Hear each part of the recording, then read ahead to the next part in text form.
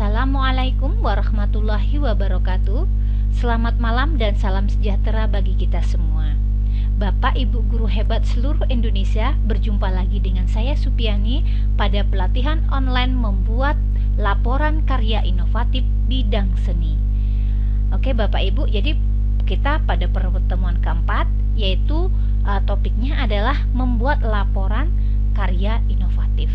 Seperti yang sudah kita bahas pada pertemuan sebelumnya, bahwa karya inovatif ini ada yang bisa kita langsung kita nilai tanpa harus membuat laporan karya inovatif, tapi ada juga yang harus membuat laporan karya inovatif. Untuk mengingatkan kembali bahwa bahwa karya inovatif yang tidak perlu laporan itu seperti misalnya novel, kumpulan cerpen atau kumpulan puisi yang telah dicetak dan ber-ISBN. Namun untuk yang kelompok yang kedua itu harus dibuat laporan karya inovatifnya. Jadi secara umum gambaran untuk membuat laporan karya inovatif pada bidang seni adalah sebagai berikut.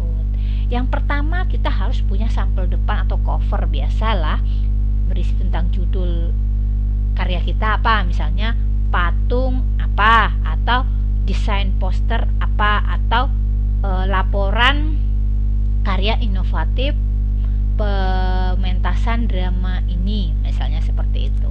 Jadi tetap ada judul, kemudian oleh siapa, namanya, NIP-nya, kemudian ada logo sekolahnya.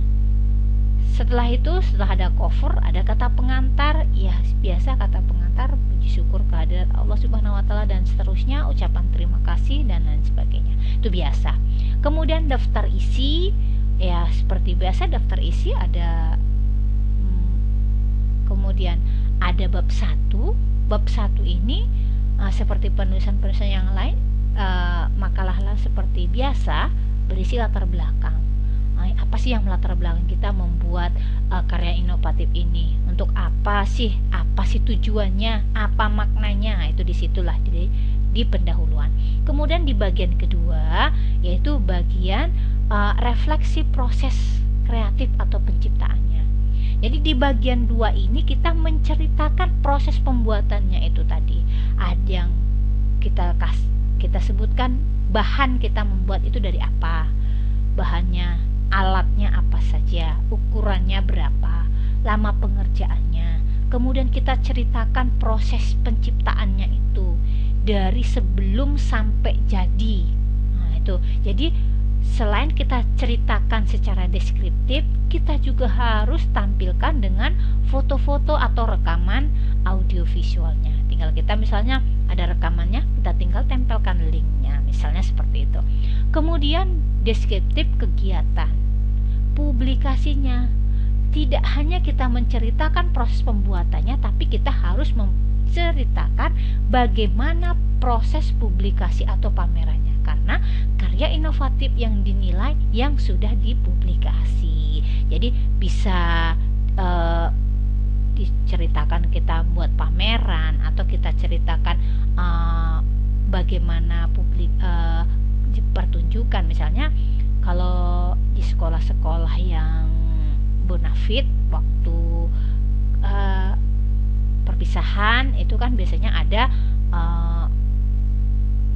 pameran karya itu. Jadi kita tampilkan itu juga boleh. Yang penting kita ceritakan disertai foto-foto dan rekaman atau rekaman audio. Foto, kalau sudah foto, rekaman ya boleh dibuat, boleh tidak. Tapi salah satu saja sudah cukup. Oke, untuk selanjutnya ada bagian penutup. Jadi bagian penutup biasa kesimpulan dan sarannya apa. Kesimpulannya kita buat ini gimana, dan sarannya yang bisa kita lakukan itu untuk apa saja ke depannya. Mungkin ada kendala kita, jadi untuk mengantisipasinya ini bagaimana. Inilah sarannya seperti itu. Kemudian ada daftar pustaka atau daftar referensi, itu bila ada. Kalau nggak ada nggak apa-apa, itu sifatnya opsional aja. Kemudian yang ke-8 itu ada lampiran. Lampiran itu terdiri dari 4. Bisa yang pertama itu berupa biografi ringkas penulis, namanya, tempat tanggal lahirnya, misalnya seperti itu, kita riwayat pekerjaan, misalnya ditambahin lagi hasil karya yang sudah pernah diciptakan sebelumnya, bisa jadi prestasi yang pernah diraih dan lain sebagainya. Itu biografi singkat penciptanya. Kemudian ada surat pernyataan dari kepala sekolah tentang kebenaran atau tidak plagiat. Juga ada surat keterangan dari kepala sekolah yang menyatakan bahwa itu belum diajukan untuk naik pangkat sebelumnya. Kemudian ada pengakuan atau rekomendasi dari Dewan Kesenian Daerah, minimal tingkat kabupaten. Kalau misalnya pernah kita lombakan ya, surat surat rekomendasi itu dari Dewan Juri.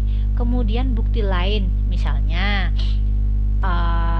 clipping di media cetak, misalnya pernah ini di waktu pertunjukan itu dimasukkan ke koran, clipping korannya itu. Atau kalau misalnya kalau nggak lomba itu kan tadi masuk ke koran di media massa, itu kan itu kita ambil clipping korannya. Kalau kita masukkan ke lomba, sertifikat atau piagam penghargaan kita menang lomba atau ikut lomba itu kita lampirkan. Jadi itu saja Bapak Ibu untuk pertemuan keempat. Wabillahi taufik wal hidayah. Assalamualaikum warahmatullahi wabarakatuh.